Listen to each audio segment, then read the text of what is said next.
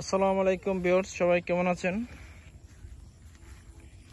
আজকে যে বিষয় নিয়ে আলোচনা করব সেটা হলো গাছের এই সময়টা, মানে যাদের গাছ 5 থেকে 6 ফিট 7 ফিট হয়ে গেছে তাদের জন্য কী করণীয় এবং কীভাবে গাছগুলো আপনি সাপোর্টে নেবেন এবং গাছগুলো কীভাবে শক্ত করে বেঁধে রাখবেন যাতে গাছগুলো না পড়ে যায় এবং গাছগুলো সঠিকভাবে টিকে থাকে। তো সেই বিষয় নিয়ে আলোচনা করবো। আমরা এতদিন যেটা করছি, গাছে আমরা খরচি দিছি লাঠি, যেটা বলে এইটার খরচি বা লাঠি। আমরা এবছর যেটা করছি নতুন সিস্টেম করে, এখানে দেখতেই পাচ্ছেন আমার ক্যামেরা লেন্সে জিআই তারের মাধ্যমে।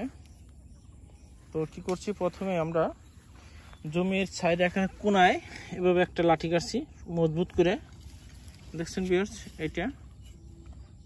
এটা এইভাবে কাট করে গাড়ার পরে এটা এখান বেঁধে জিআই তার দিয়ে আমরা মাঝে মাঝে ঠিক এভাবে বাঁশের চটা উঠে একটু সাইজে 2-3 আঙুল করে একটা গাছ বাদে একটা করে গাছি, দেখতে পাচ্ছেন। গাড়ার পরে এই তারটা ঠিক টানাই গেছি গাছের মাঝখান দিয়ে। তারপরে যে কাজগুলো করতেছি আমরা, এগুলো উদ্দেশ্য বা কি অনুবাদ দিলাম সেই বিষয়গুলো নিয়ে আলোচনা করতেছি। দেখেন একের সোজা টানাই গেছি। এটা মেন উদ্দেশ্য। আমরা আসলে যেটা করি, আমরা যখন কুলগুলো হারভেস্ট করি বা এই কুল গাছের মাঝখান দিয়ে যখন চলাফেরা করি, যখন আপনি স্প্রে করবেন, ওষুধ দিবেন, তখন আসলে সমস্যাগুলো বেশি হয়, সেটা যাতে না হয় সেই বিষয় নিয়ে আমরা আলোচনা করতেছি। আপনি দেখছেন ক্যামেরার সামনে আমার দেখতে পাচ্ছেন যে দুটো গাছ অলরেডি, এর থেকে একটা গাছ আর এটা দেখেন অলরেডি প্রায় চলে আসছে। তো আসলে এটা না আসে আমরা গাছগুলো কি করতেছি, কিভাবে কি করব সে বিষয় নিয়ে আপনারা আসলে দেখতে পারবেন বা বুঝতে পারবেন। তো আমার পুরো ভিডিওটা দেখেন,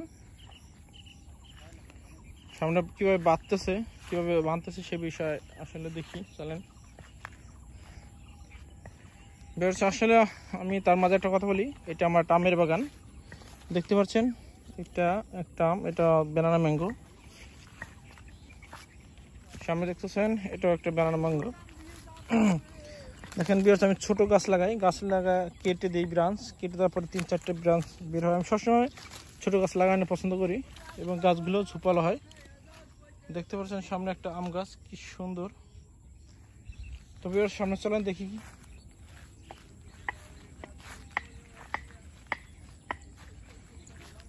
মূল উদ্দেশ্য এই বাগানের মাঝখান থেকে যাতে চলাফেরা, আমরা ফল হারভেস্ট, তারপরে আপনার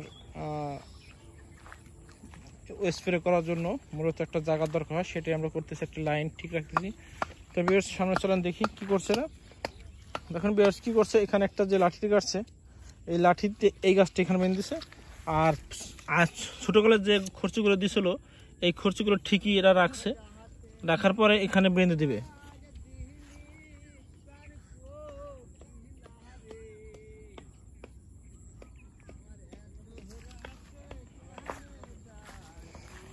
আমরা এদের সাথে কথা বলি, দেখি এরা কিভাবে কি করতেছে। তাই আপনি একটু কথা বলেন যে আসলে এটা কিভাবে কি করতেছেন, ভবিষ্যৎ পরিকল্পনা কি, কেন বা এভাবে করতেছেন? পরিকল্পনা যে আগেকার যেটা খুঁটি ছিল, হ্যাঁ, এই খুঁটিটা উঠিয়ে আবার ফিরে একটু বেঁকা করে গাড়ি দিলাম, যাতে গাছে ওজন আসলে পারে, যাতে গাছটা ফিরি বাতাস আসলে যাতে। আর এই জিআইটার দরকার দেওয়ার কারণ হলো যাতে নাকি এলে না যায়। আর এই গাছগুলো কি সোজা থাকবে, আবার ফিরে দিকে পথে যায়, আবার ওষুধ দেওয়া যায়, না? আর এই যে বাইন্দে দেওয়া আছে ডালাটা যাতে নিচে না পড়ে এবং এই গাছের উপর থাকে একটার উপর একটা, তাই না? এর জন্য তো আর দেখতে পাচ্ছেন বা শুনলেন আপনারা যে কিভাবে কি করবে। দেখুন ভিউয়ার্স, একটা আম গাছ কতগুলো ব্রাঞ্চ বেরোছে। ভিউয়ার্স মূল উদ্দেশ্য আমাদের ছিল একটাই, যে গাছগুলো সঠিকভাবে থাকবে এবং গাছ এদিক ওদিক না যাবে।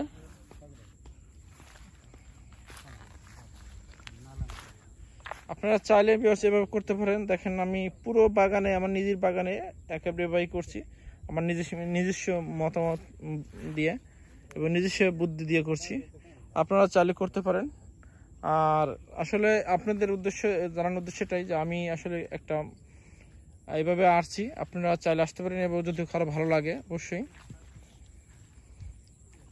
কারণ যখন আমি দেখছি যে প্রথম বছরে বা দ্বিতীয় বছর দেখছি পুরো বাগানে গাছ যখন এলোমেলো হয়ে যায়, একটার উপর একটা চলে যায়, কারণ গাছ যদি আমরা সঠিকভাবে ছোটোকালে এই বয়সটায়, এই যে গাছটা এখন দেখতেছেন এটা বয়স আছে, এই বয়সে গাছ আমরা যেভাবে ইচ্ছা নিতে পারবো, কিন্তু এই গাছটা যখন আরেকটু বড় হয়ে যাবে তখন আমরা নিতে পারবো না। অতএব সময় এখন মানে যাদের গাছ 5 থেকে 6 ফিট 7 ফিট হয়ে গেছে, 5-7 ফিট, তারা এভাবে গাছ নিয়ে আসতে পারেন।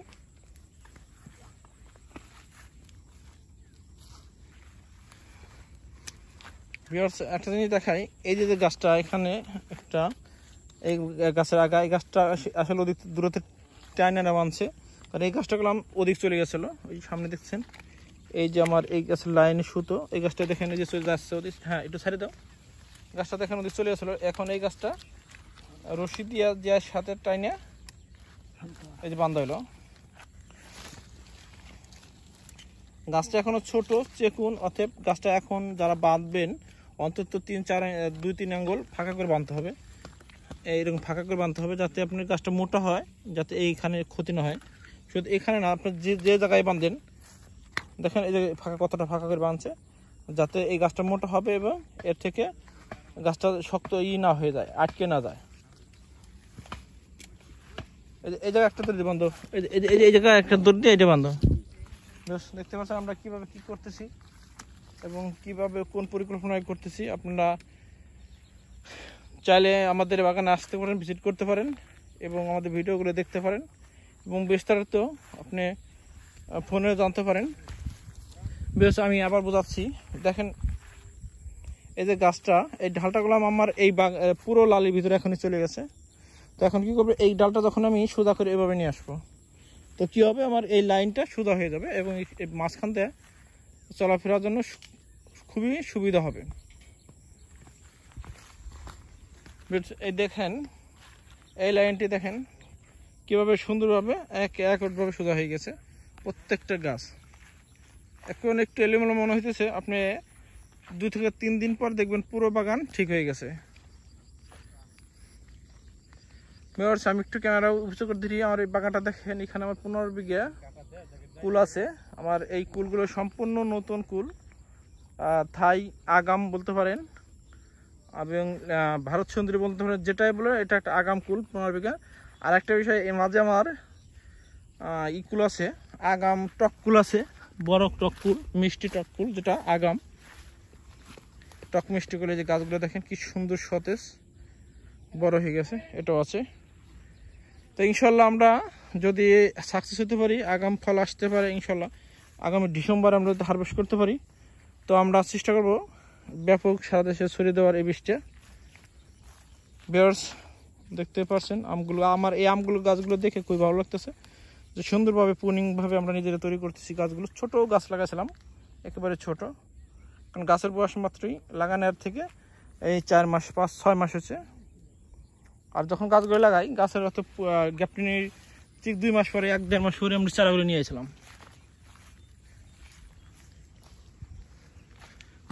আমরা নিচে একটু ধরি, দেখেন আর একটা জিনিস, আমরা একটা কাজ করছি, সেটা হলো এক কাজের সাথে সব কাজ করে দিতে হবে। যে এই যে নিচের যে আগাছাগুলো, এই যে ছোটো ছোটো ডাল, এই যে ছোটো ছোটো ডাল, এই ডালগুলো আপনাকে অবশ্যই কেটে দিতে হবে, কারণ এখান থেকে গাছ থেকে প্রায় 1 ফিটের নিচে যত ডালগুলো কেটে দিতে হবে, কারণ এই ডালে আপনাকে কোনো রকম আপনাকে ফল দেবে না, ফল আসবে টিকবে না, অতএব ও খাবার খাবে, কোনো কাজ হবে না। অবশ্যই আপনাকে এই জিনিসটা ফলো রাখতে হবে এবং এটা কেটে দিতে হবে।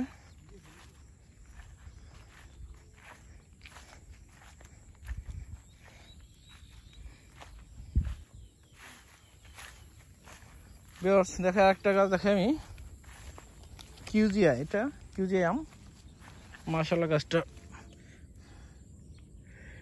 আমি সবসময় ছোট গাছ সাজেস্ট করি এই জন্য আপনাদেরকে। দেখেন এই গাছটা, এই যে গ্যাপটিং করা, এখানে হওয়ার সাথেই গাছটা আমি এখান থেকে কেটে করার সাথেই গাছটা যখন হয় ভেঙে গেছিলো, ভাঙার পরেই এখানে দেখেন আমি কেটে দিয়েছিলাম। এটার ব্রাঞ্চ এখানে 2টি ব্রাঞ্চ, আবার এখানতে আসছে, আবার এখানে কাটার পরে 4টে ব্রাঞ্চ হয়েছে। আমরা আবার সামনে ইনশাল্লাহ কিছুদিন ভিতরে আরেকটা কেটে দেবো, এখান থেকে নতুনগুলো ব্রাঞ্চ বেরোবে, তখন ভেঙে দেবো বা কাটে দেবো, তখন দেখবেন গাছগুলো কি সুন্দর হয়।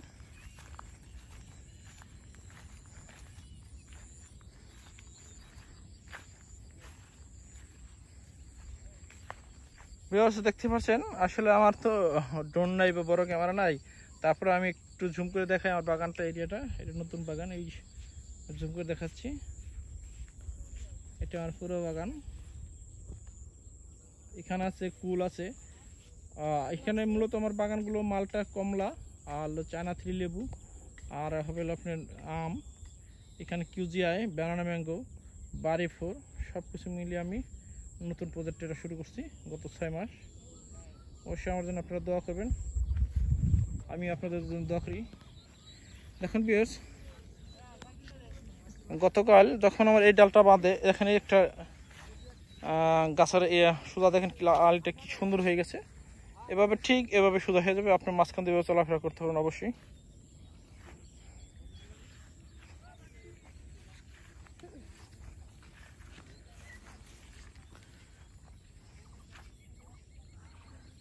ভিউয়ার্স, এটা আমার বাড়ি 1 মালটা, এখানে বাড়ি 1 মালটা করা হয়েছে, আর ওই সামনে অবশ্যই চায়না কমলা আছে।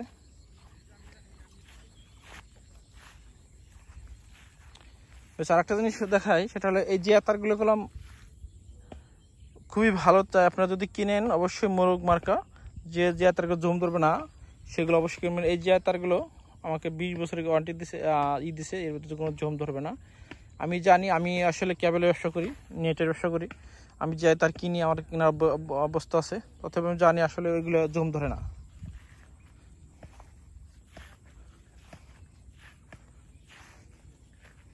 তো ভিউয়ার্স, আসলে অনেক কথা হলো, সবসময় ভালো থাকবেন, আর আপনাদের কোনো পরামর্শ থাকলে অবশ্যই আমাকে বলবেন, আমি চেষ্টা করবো আপনাদের সহায়তা করার জন্য। আর আমার যদি কোনো ভুল ত্রুটি হয়ে থাকে অবশ্যই ক্ষমার দৃষ্টিতে দেখবেন। সে পর্যন্ত ভালো থাকবেন, সামনে আবার কোনো ভিডিও নিয়ে আসবো। আল্লাহ হাফেজ।